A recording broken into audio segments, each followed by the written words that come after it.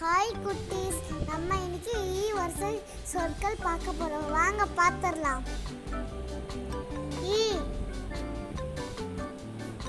இலை. ஈ, இறகு.